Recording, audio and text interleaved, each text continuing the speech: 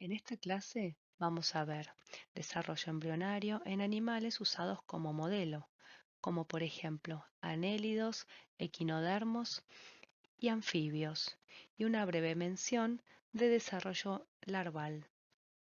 Los más fáciles de estudiar son los que tienen desarrollo embrionario externo, pero no todo desarrollo es externo.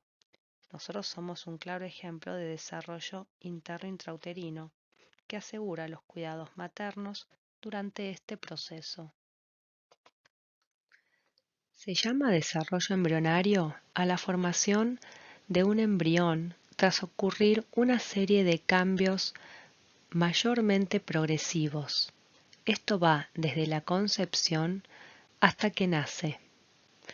Entonces, para que comience el desarrollo embrionario, primero debe haber fecundación y formación de una cigota. Ya vieron que la fusión de una gameta femenina y una masculina da una cigota. En realidad el término correcto es cigoto, según la Real Academia Española, que significa unido, pero cigoto suena muy gallego, así que vamos a seguir diciéndole cigota. Sucede lo mismo con gametas. El término correcto es gameto. En muchas oportunidades, a esta célula resultante luego de la fecundación se la llama huevo. En lo posible, vamos a intentar utilizar los términos más apropiados para evitar ambigüedades. Vamos a dejar el término huevo para la estructura a donde se desarrolla un embrión en animales que ponen huevos, como huevo de sapo, huevo de ave o huevo de caracol. La ciencia que estudia el desarrollo embrionario animal es la embriología animal. Y para los interesados, cuando tengan que armar su plan de estudios, pueden incluir la materia Biología de la Reproducción y el Desarrollo, ex embriología animal, a cargo de la doctora Paula Vicio. Como vimos en las clases de histología, los tejidos tienen distintos orígenes embriológicos. Los organismos multicelulares poseemos diversidad celular y esto se da porque en el desarrollo embrionario hay diferenciación celular. Como dije anteriormente, todas nuestras células poseen la misma información genética, pero cambian los genes que se expresan. Durante el desarrollo embrionario se generan formas ordenadas. Tenemos brazos en los miembros anteriores y no piernas allí. Este proceso se llama morfogénesis. Otro concepto importante que vamos a usar en zoología es el de anatomía, que es la ciencia que estudia la estructura, es decir, la composición, el estado, si es normal o alterado, y la relación de las partes de un ser vivo. Para poder estudiar la anatomía externa de un pez, por ejemplo, tengo que observar su cabeza, su tronco, su cola, las aletas pares, impares. Para observar la anatomía interna, tendría que hacer una disección. Podría ver su tubo digestivo, distinguir sus gónadas, riñones, etc.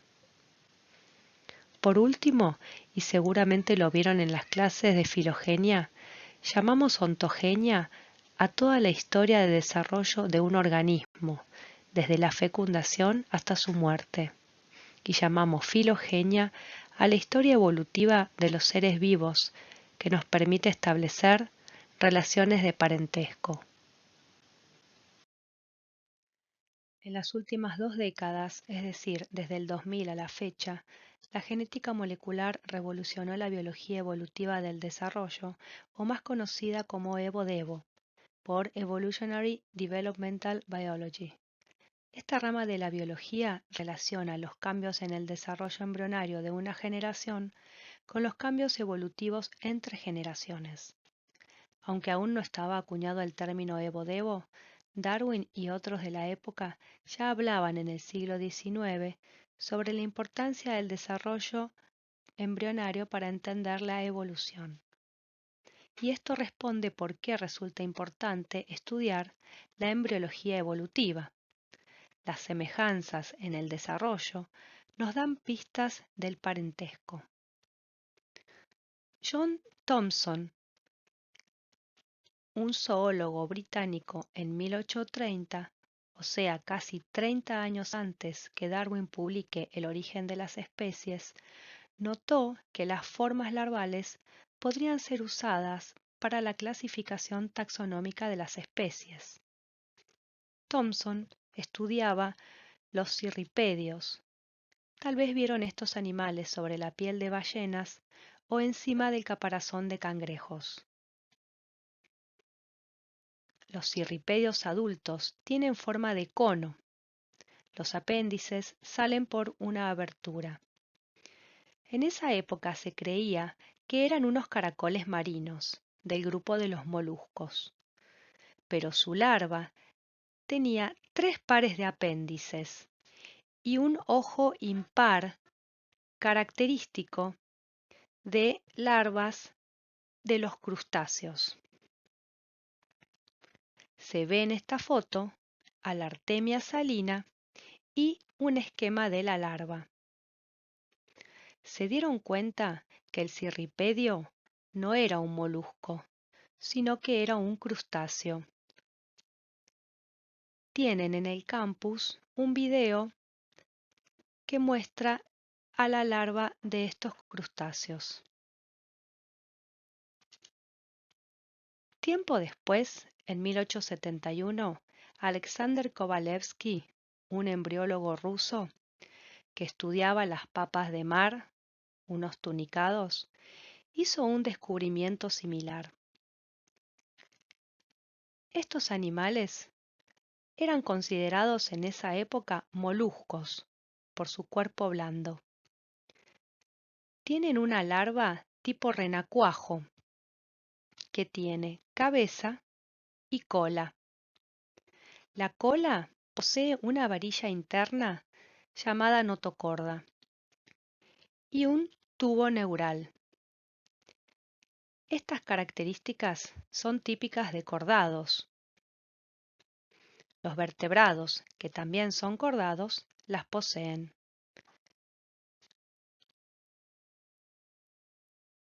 Concluyeron entonces que estos animales tunicados no eran moluscos, sino que estaban emparentados con los vertebrados, y así los sacaron del grupo Molusca. Es importante que sepan que el embrión, mientras se va formando, debe funcionar. Para ello, debe alimentarse. ¿Pero de dónde se nutre el embrión? Bueno, usa reservas energéticas en forma proteica y lipídica que le provee su madre, ya sea porque las depositó en el huevo o porque se las provee a través de la placenta. El vitelo es una molécula proteica compleja que suele formar placas de vitelo en especies ovíparas. Según dónde se deposite este vitelo, vamos a tener 2 tipos de huevo. En la categoría A, los huevos ectolecíticos. Ecto significa fuera. Lecítico viene de vitelo. En estos huevos, la cigota está rodeada por células que contiene vitelo. Estas están representadas como óvalos amarillos, en inglés yolk cells, y egg es cigota. Estos huevos ectolecíticos son exclusivos de platihelmintos, esos gusanos planos que les mencioné en la clase de histología, planaria, tenia, y otros llamados duelas del grupo de los trematodos dentro de los platihelmintos. Presten atención a la foto. Es el transparentado de una duela. Este lo van a ver en trabajo práctico de platihelmintos.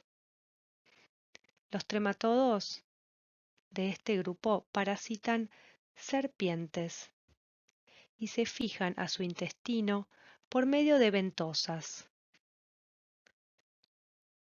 Estos trematodos son hermafroditas. De la parte reproductiva podemos ver el gonoporo común.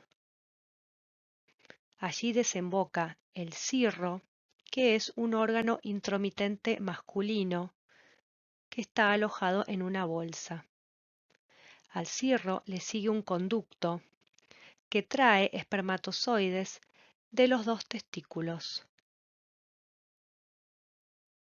De la parte femenina se puede identificar el ovario impar, un oviducto que se ensancha en el ootipo, al cual se le une el receptáculo seminal. Este receptáculo recibe el esperma de otro individuo. Al oviducto también convergen viteloductos. Estos viteloductos traen las células con vitelo del vitelario o glándulas vitelinas.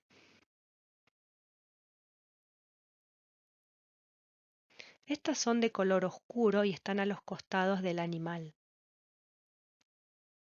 Pero ¿cómo se forman los huevos ectolecíticos? Los oocitos salen del ovario, se fecundan en el ootipo por los espermatozoides que vienen del receptáculo seminal. Se rodea cada cigota de células vitelógenas y luego de una cáscara que será secretada por la glándula de Melis. El desarrollo embrionario continúa dentro del huevo en el útero. En la foto se ve el útero lleno de huevos ectolecíticos. La otra categoría es la de los huevos endolecíticos, con endo dentro. El vitelo se endocita mientras se va formando el oocito durante la oogénesis, o sea, el vitelo está dentro del citoplasma. Estos huevos son del resto de los animales excepto platihelmintes. Muchos de ustedes consumen vitelo en un huevo frito o en un huevo duro. El vitelo es la yema del huevo, la parte amarilla. Lo transparente es la clara, que contiene albúmina, que al coagular durante la cocción se torna blanca. En el esquema de huevo de gallina no fecundado se ve la yema que ocupa todo el citoplasma del oocito. Su núcleo es pequeño. El oocito está suspendido por clara más densa, que es la chalaza, que lo mantiene alejado de la cáscara. También se señala la clara. Consumimos huevos de gallinas ponedoras sin gallo, o sea, que no están fecundados. La gallina, mientras tenga luz y comida, comerá y ovulará. Si acaso hay fecundación, en la zona del núcleo comenzará el desarrollo embrionario en forma de disco. Otro ejemplo de huevo endolecítico es el huevo de anfibio. Como en todo huevo, hay una región en donde está el núcleo del oocito, o de la cigota en el caso que esté fecundado. A esta región se la llama hemisferio animal, como el hemisferio norte en nuestro planeta. El hemisferio animal está pigmentado superficialmente. Esto lo protege de los rayos ultravioletas. El hemisferio vegetativo, no es correcto decir vegetal aunque esté en los libros, contiene la mayor parte del vitelo. O sea que en estos huevos el vitelo está distribuido de manera heterogénea. Se puede definir un eje animal vegetativo, como el que está dibujado. Los huevos endolecíticos se clasifican según la cantidad y distribución del vitelo. Si tienen poco vitelo son oligolecíticos, oligo es escaso. Mesolecíticos cuando tienen cantidades moderadas de vitelo, meso es medio. Y si tienen mucho vitelo son polilecíticos, poli es mucho. Los oligolecíticos, además de tener poco vitelo, Este está distribuido homogéneamente, por eso son isolecíticos. Es el caso de erizo de mar como ejemplo de equinodermos, y de cordados, anfioxotunicados y mamíferos. Piensen por qué los mamíferos placentarios poseen poco vitelo. En los huevos mesolecíticos el vitelo está distribuido heterogéneamente, por eso son heterolecíticos. Es el caso del huevo de anfibio, que vimos, también de moluscos y anélidos. Los huevos polilecíticos pueden ser telolecíticos, con telo lejos, si la mayor parte del vitelo está ocupando toda una región, como en huevo de ave. Sucede lo mismo en moluscos, cefalópodos, peces, reptiles y mamíferos que ponen huevos. Busquen luego qué mamíferos ponen huevos. La última categoría también son huevos con mucho vitelo, es decir, polilecíticos, pero ubicado en el centro, como es el caso de huevos de insecto y otros artrópodos. A estos se los llama centrolecíticos. ¿Por qué es importante conocer qué cantidad de vitelo tienen los huevos? Porque la cantidad y distribución del vitelo determina la forma en que suceden las divisiones mitóticas durante la segmentación. Tienen que pensar al vitelo como un impedimento si hay mucho o un retardo si hay moderado para la formación de la membrana plasmática durante las divisiones celulares.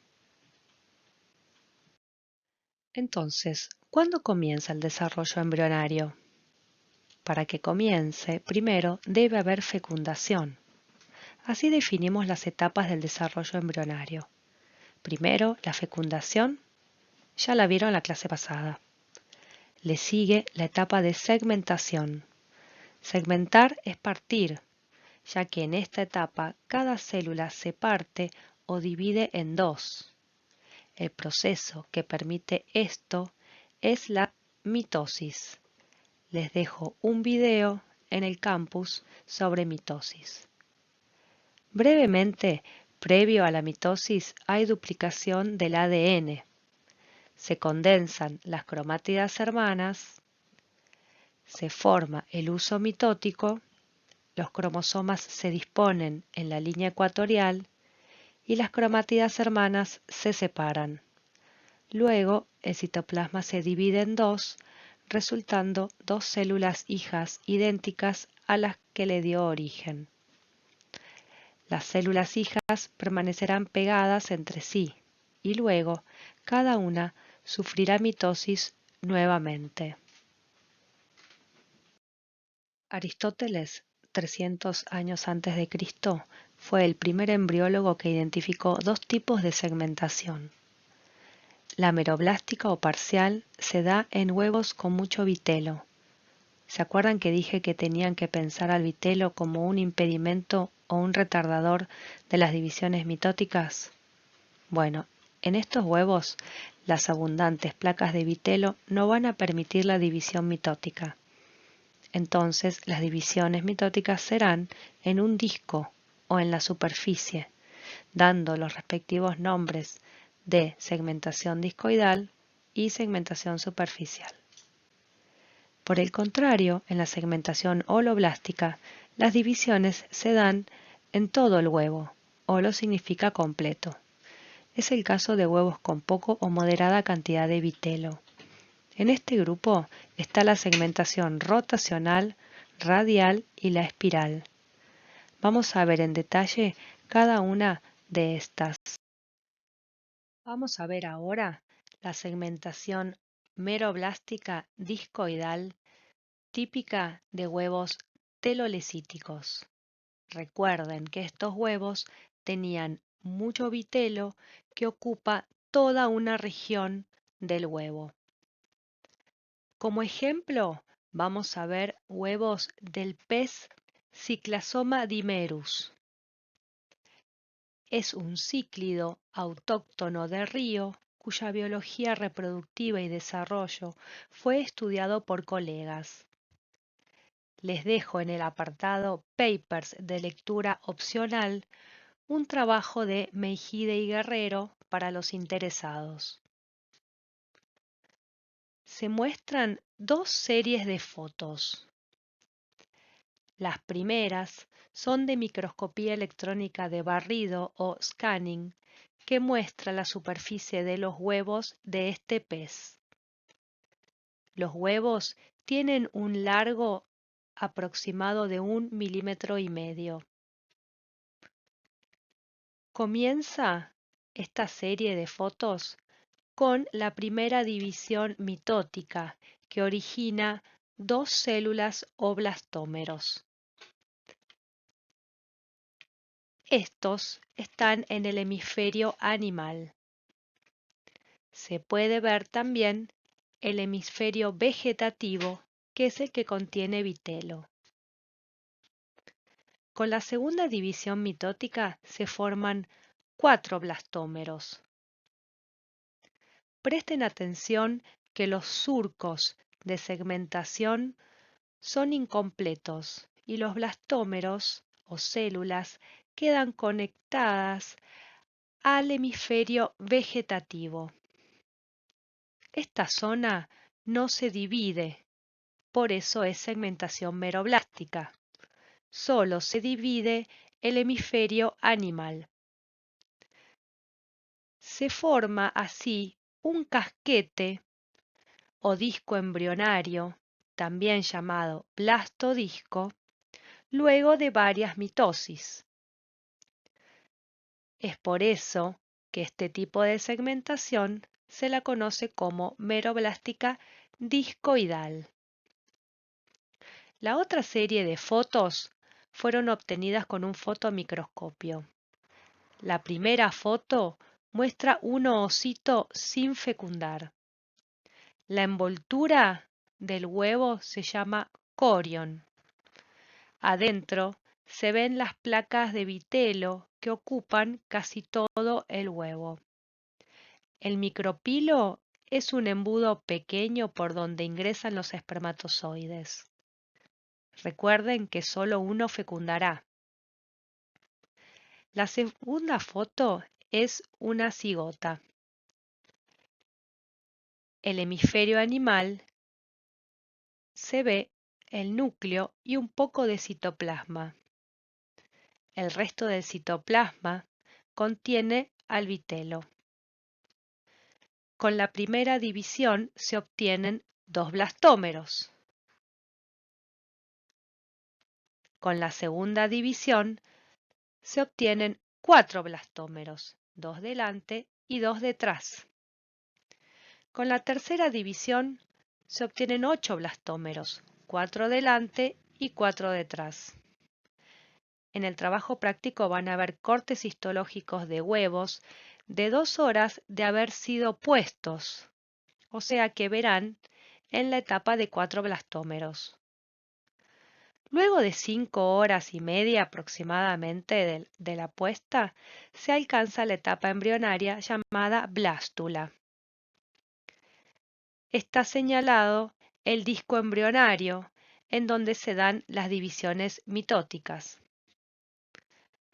A continuación, les muestro cómo es este tipo de segmentación en un video. Van a encontrar el video en el campus también. Presten atención a la forma en que se segmenta el huevo de pez. Se observa el disco embrionario.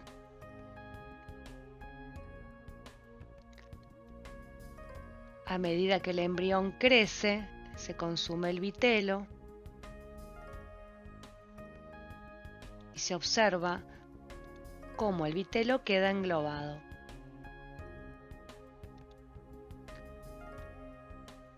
En la región anterior se ensancha la cabeza.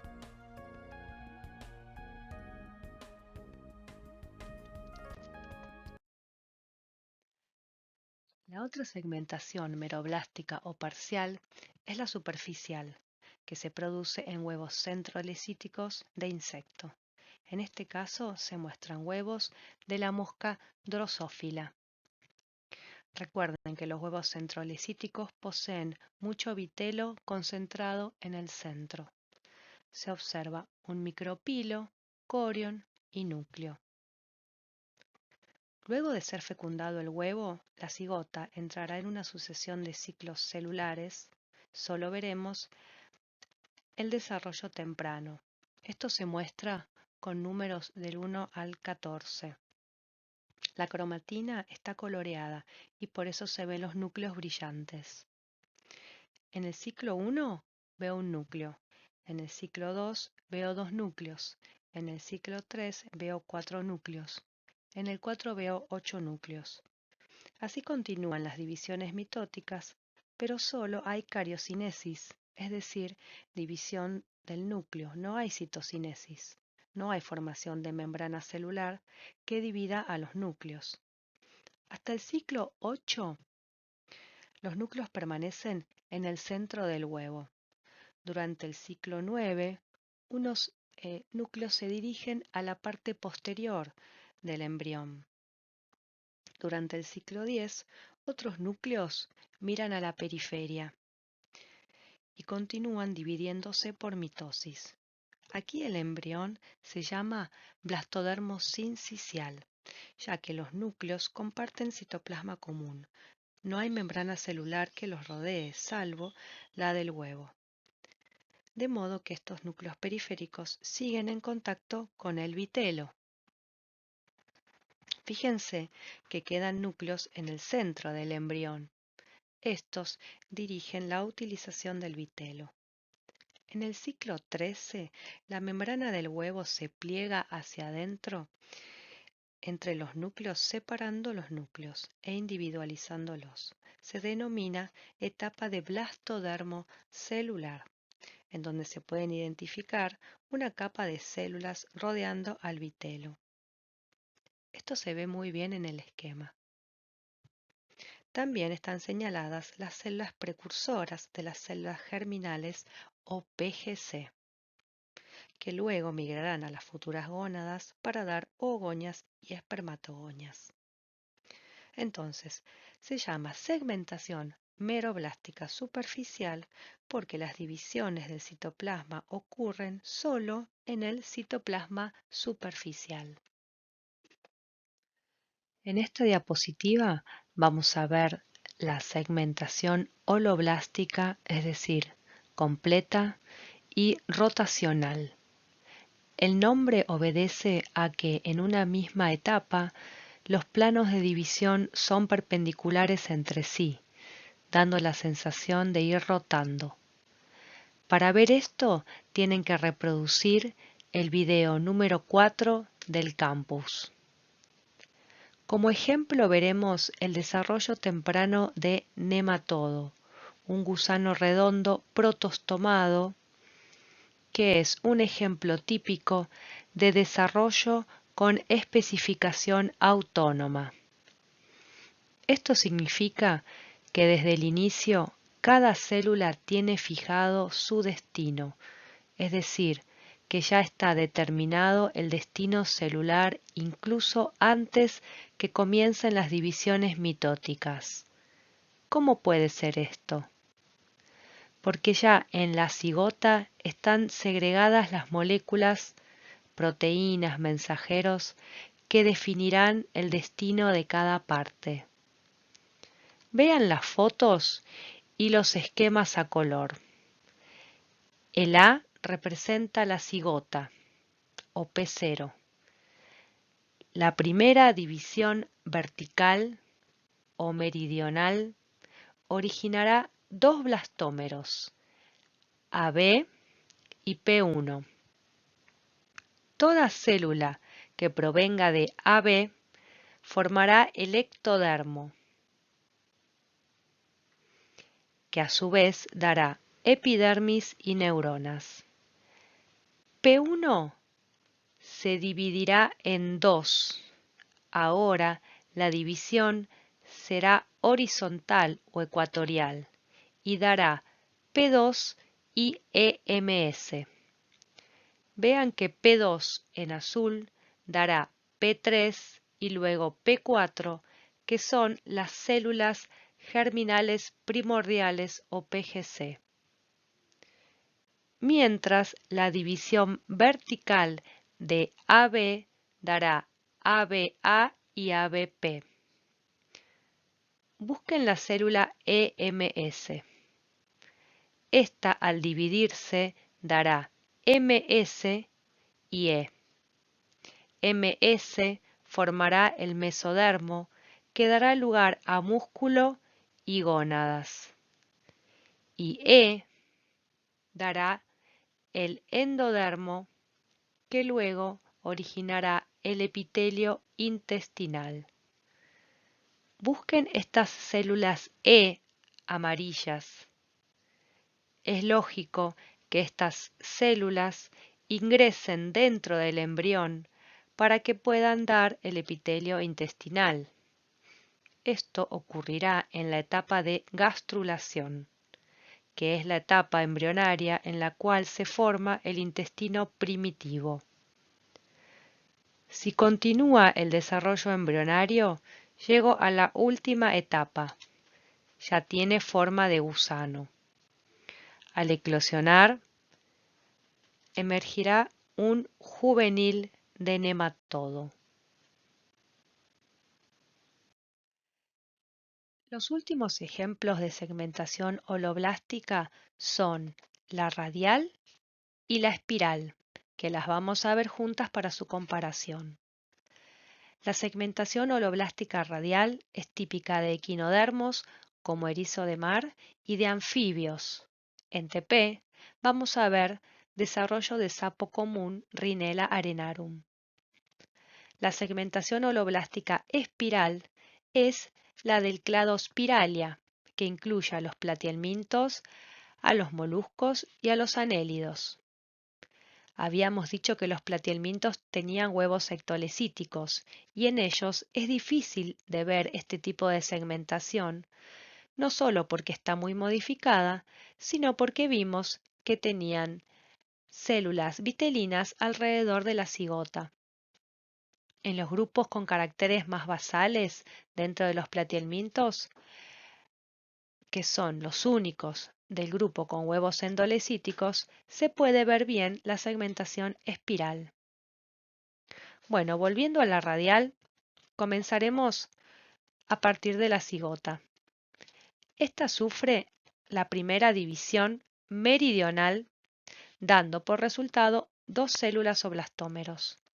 La segunda división también es meridional y da por resultado 4 células oblastómeros. La tercera división es ecuatorial y da 8 blastómeros, 4 superiores y 4 inferiores. Esto lo veo bien si realizo una vista desde uno de los polos. ¿Qué determina que la división sea meridional o ecuatorial? Lo determina la orientación del uso mitótico. Si los centríolos se disponen uno a la izquierda y el otro a la derecha, el uso mitótico es horizontal y las cromátidas hermanas serán traccionadas, una a la izquierda y otras a la derecha. Por lo tanto, la división será en el plano meridional, dando una célula a la izquierda y otra a la derecha. Piensen qué pasaría si el uso mitótico es vertical. Es el caso de la segmentación ecuatorial, lo que origina una célula encima de la otra. Esto se repite en las otras 3 células. Es muy importante que entiendan cómo influye la disposición del uso mitótico en el tipo de división celular. Van a poder comprender así qué pasa en la segmentación holoblástica espiral. En este caso, el uso mitótico forma un ángulo con el eje animal vegetativo. Entonces, las células hijas están desfasadas entre sí. Además, como hay un poco más de vitelo en el hemisferio vegetativo, las células resultantes son de distinto tamaño. Las superiores son más pequeñas.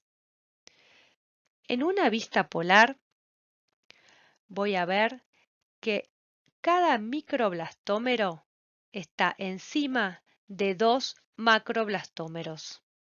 Esto es distinto de lo que veíamos en la radial, en donde cada célula superior estaba exactamente encima de una inferior. Es más, el ángulo del uso mitótico con el eje animal vegetativo va cambiando con cada ciclo. Una vez 45 grados a la izquierda, a la siguiente 45 grados a la derecha, formando de este modo una espiral de células. Esto se lo conoce como roseta o cruz anelidiana, que es exclusivo del grupo Spiralia.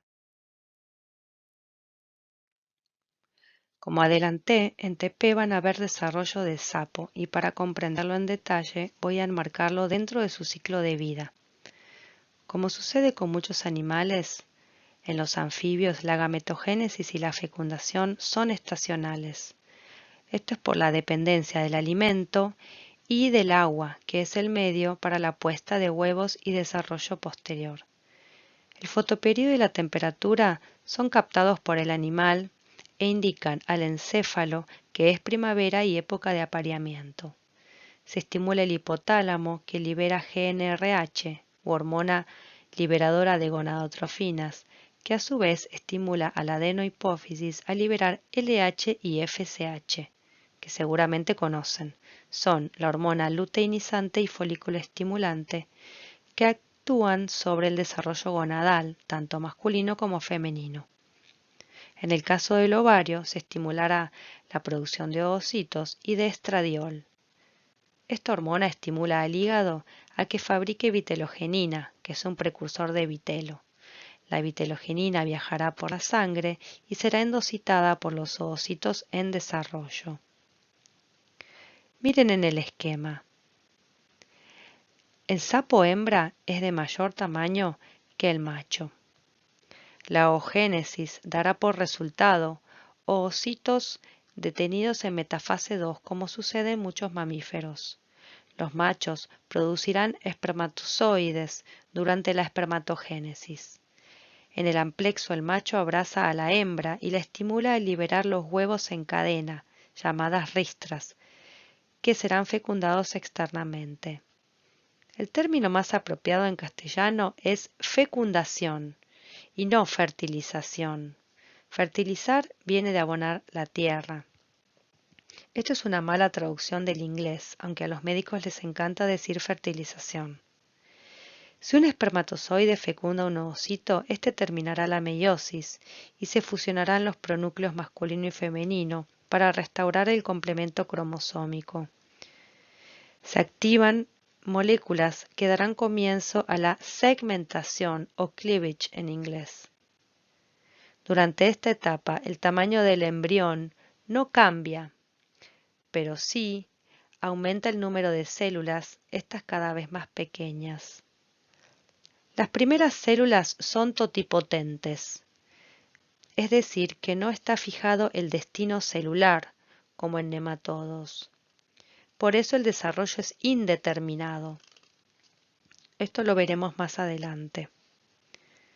Lo que han podido identificar y rastrear es la zona que va a convertirse en las PGC, esas células primordiales germinales. Esto está coloreado en rojo y se llama en la cigota plasma germinal. El hemisferio animal se divide con mayor rapidez que el vegetativo. Recuerden que en este último hay moderada cantidad de vitelo, que enlentece las divisiones mitóticas. Va a aparecer una cavidad interna llamada blastocele. Esto se ve en el corte de la blástula. Luego de la segmentación viene la gastrulación. Gastro viene de tubo digestivo. Recuerden lo que estudia un gastroenterólogo. Como lo anticipé en esta etapa, se forma el tubo digestivo primitivo. Vean que hay una invaginación. También en esta etapa se formarán las tres capas germinales, ectodermo, mesodermo y endodermo, que darán origen a los distintos tejidos. Justamente, los blastómeros que contienen vitelo darán el endodermo. Luego viene la etapa de organogénesis. La parte dorsal del embrión se pliega y forma el tubo neural que dará encéfalo y médula espinal. Se forman otros órganos luego de la neurulación.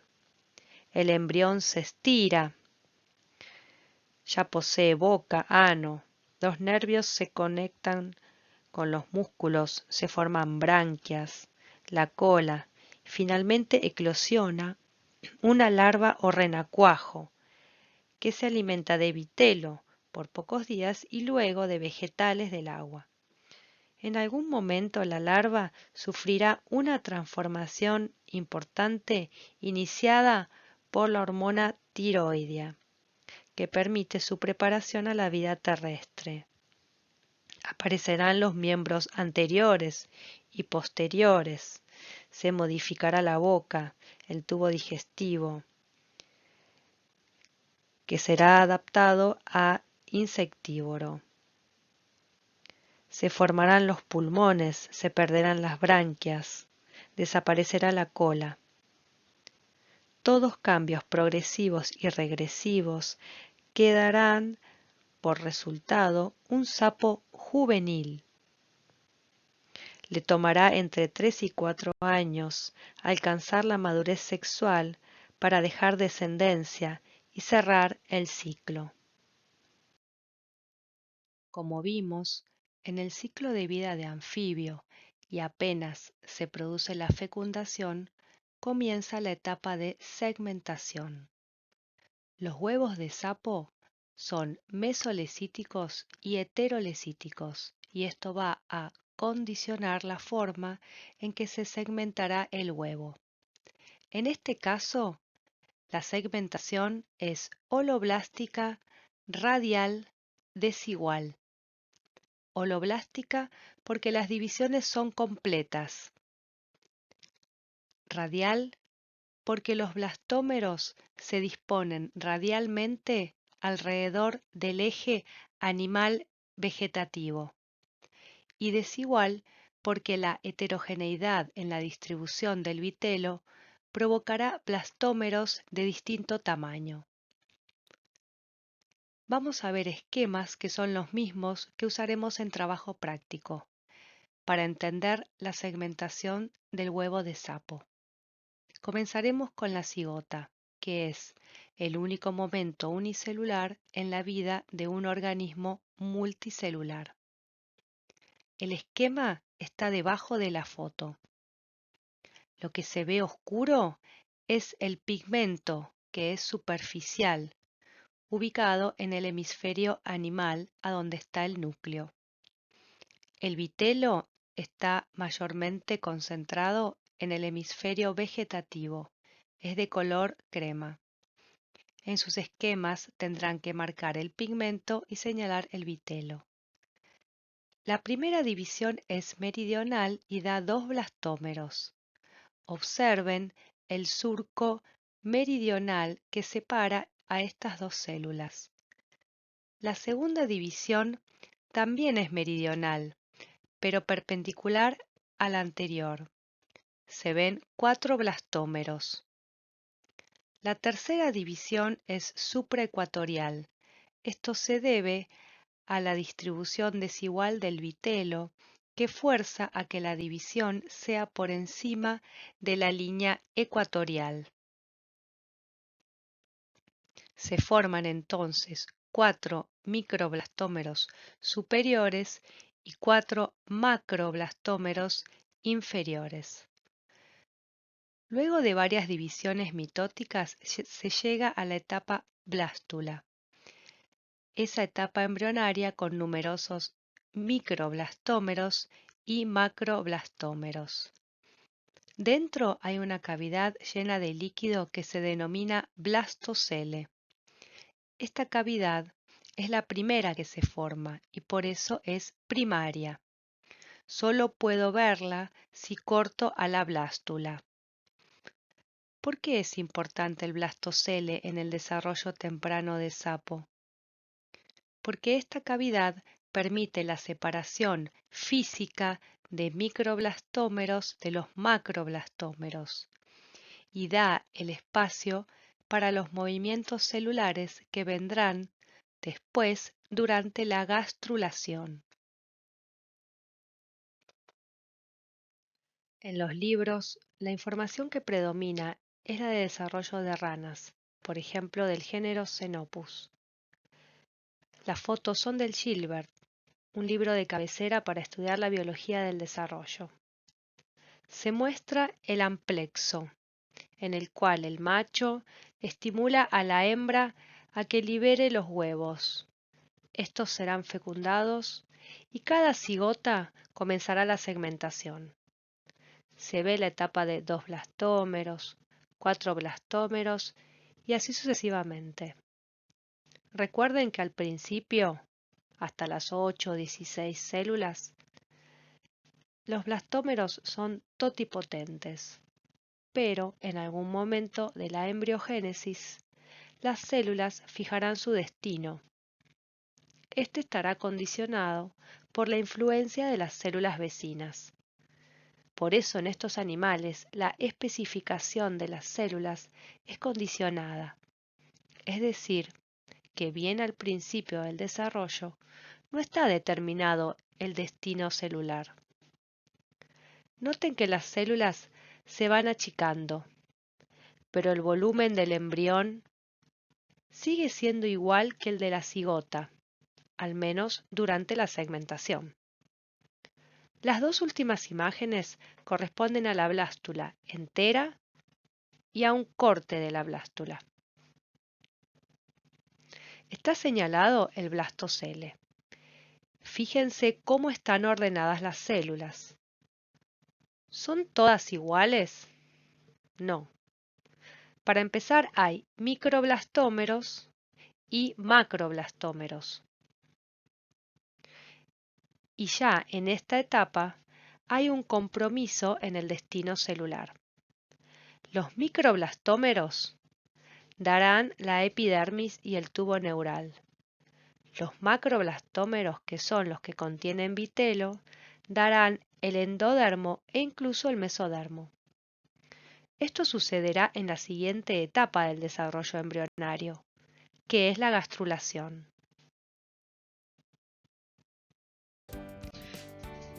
En este video se ve la segmentación holoblástica radial de un anfibio.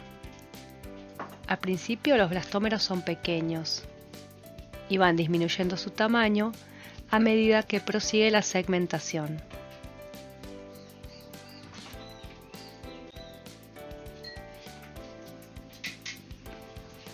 Finaliza con una blástula.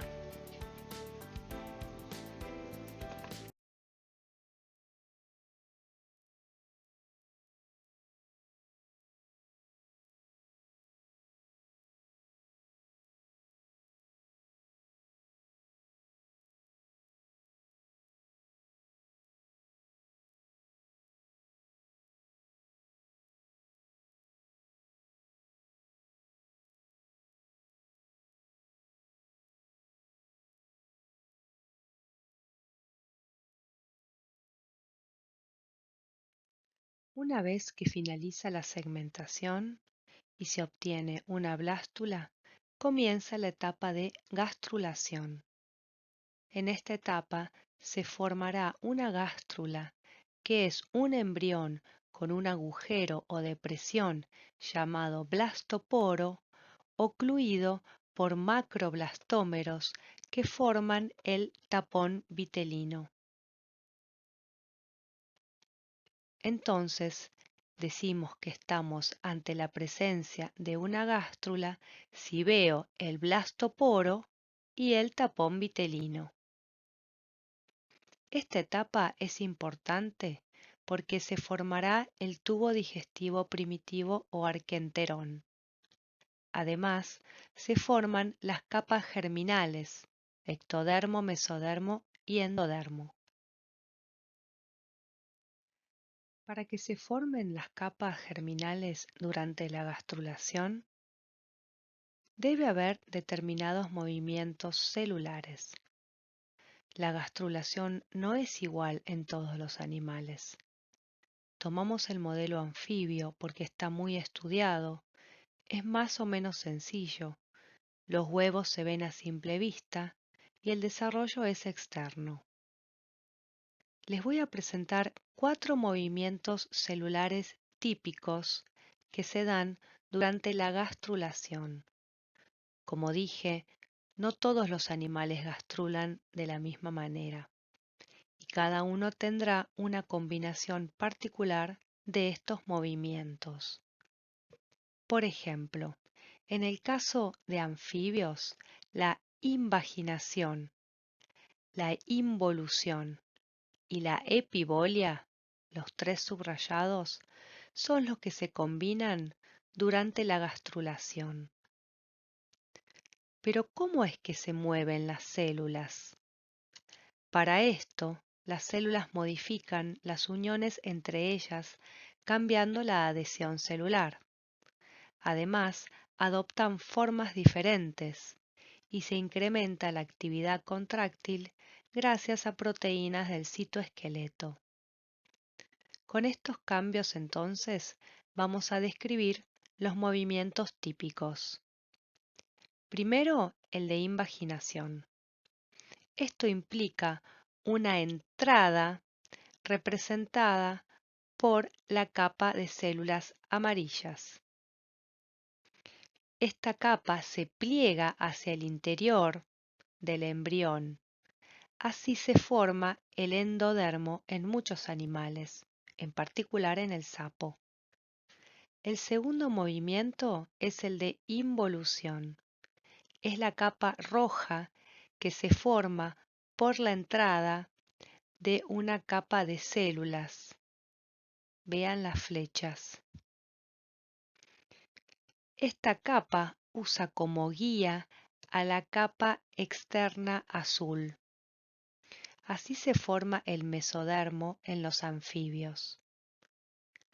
La epibolia tiene un esquema similar al anterior, pero ahora tienen que mirar la capa azul.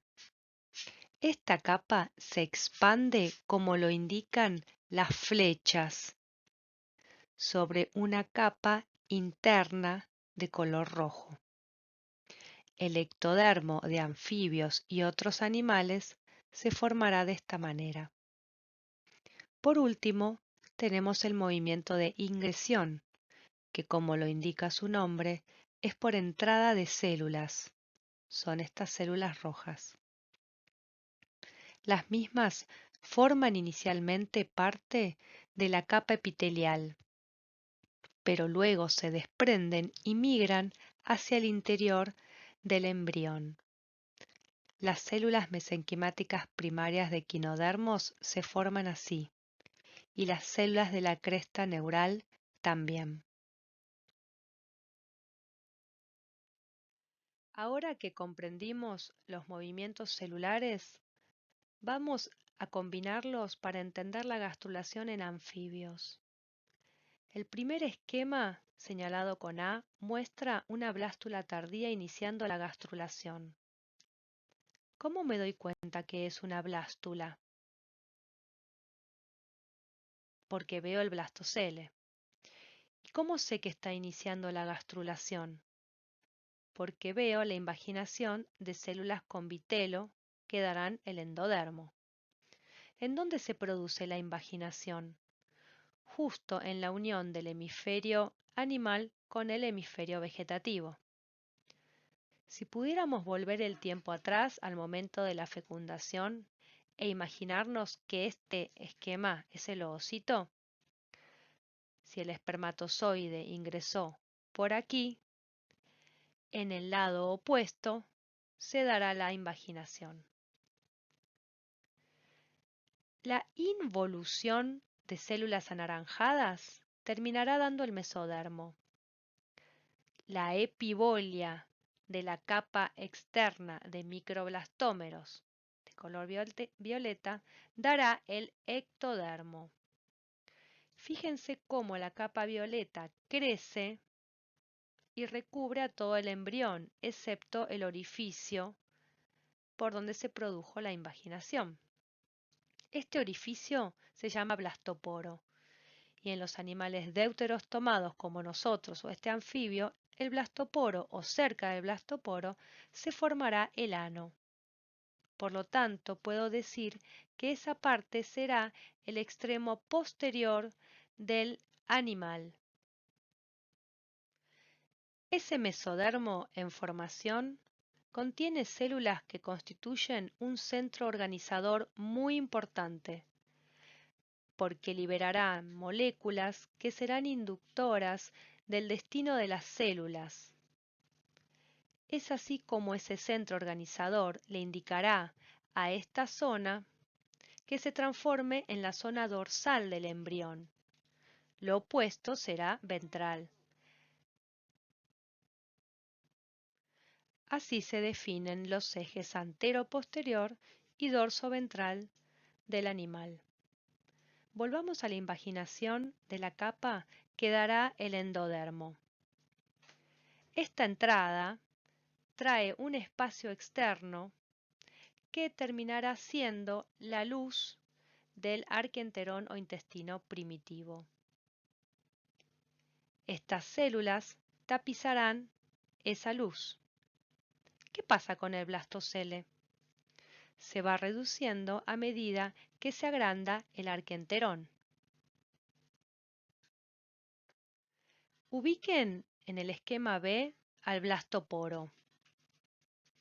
¿Qué lo tapona? Es el tapón vitelino, formado por macroblastómeros. Recuerden que contienen vitelo. Avancemos un poco más con los movimientos celulares.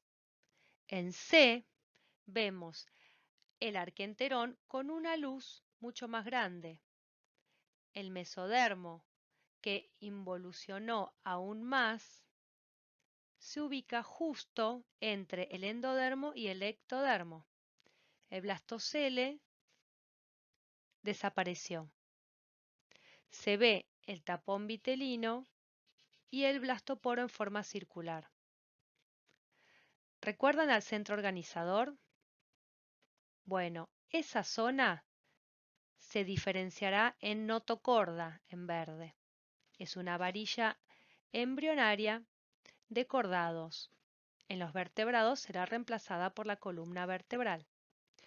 La notocorda, además, induce al ectodermo dorsal a que se transforme en placa neural, en celeste, que terminará dando el tubo neural. O sea que la notocorda induce la formación del tubo neural. Esto aún no se ve en los esquemas, pero lo podrán ver en los videos. Es lógico pensar que la capa más externa del embrión dé la cubierta del animal, que nos recubre a nosotros, la epidermis. Entonces, el ectodermo no neural, o sea, lo violeta, dará la epidermis.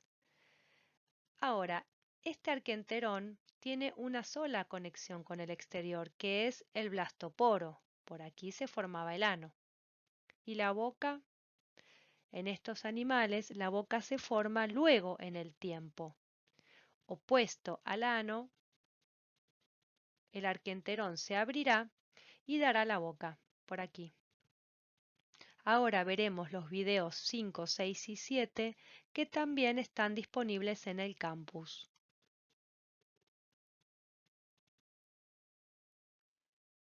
Este primer video muestra la gastrulación vista desde afuera. Recuerden los movimientos de invaginación, involución y epibolia que suceden a la vez. De este modo, se va formando el blastoporo, se observa en amarillo los macroblastómeros que darán el tapón vitelino. Fíjense los microblastómeros marrones que por epibolia van cubriendo a todo el embrión. El embrión se estira, se forma un surco neural, unos pliegues neurales, esa parte dorsal se invagina y se forma el tubo neural que se cierra. Se forman las branquias y partes de la boca y el embrión se estira. Este video muestra la gastrulación de anfibios vista desde adentro. Es un corte sagital del embrión. Se observa la zona anterior, la zona posterior, ectodermo que dará epidermis, ectodermo que dará la parte neural y en rojo mesodermo. En amarillo el endodermo, blastocele o cavidad primaria. Se observa invaginación, luego involución. Se ve cómo se forma el arquenterón y cómo el blastocele se reduce.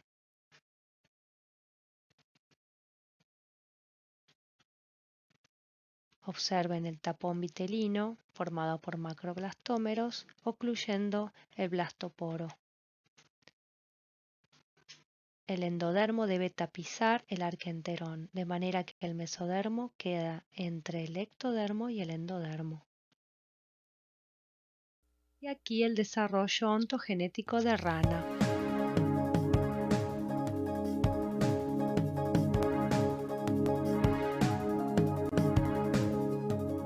The fertilized ovum undergoes rapid divisions and forms a blastula. Each division normally takes about 30 minutes.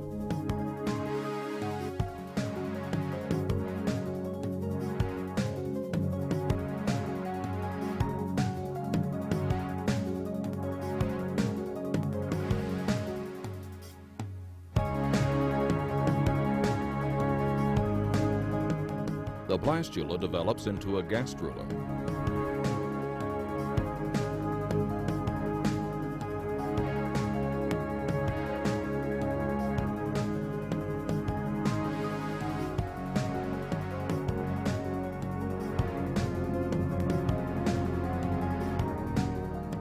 Neural folds develop and fuse to form the spinal cord and brain.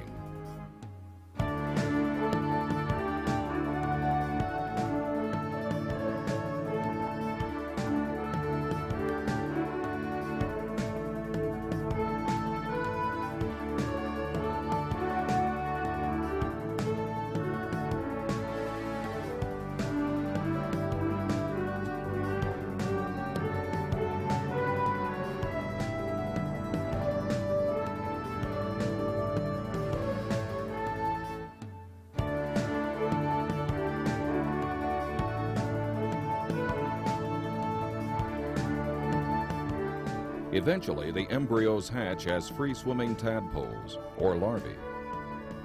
The tadpoles undergo metamorphosis and tiny frogs emerge that eventually grow into adults.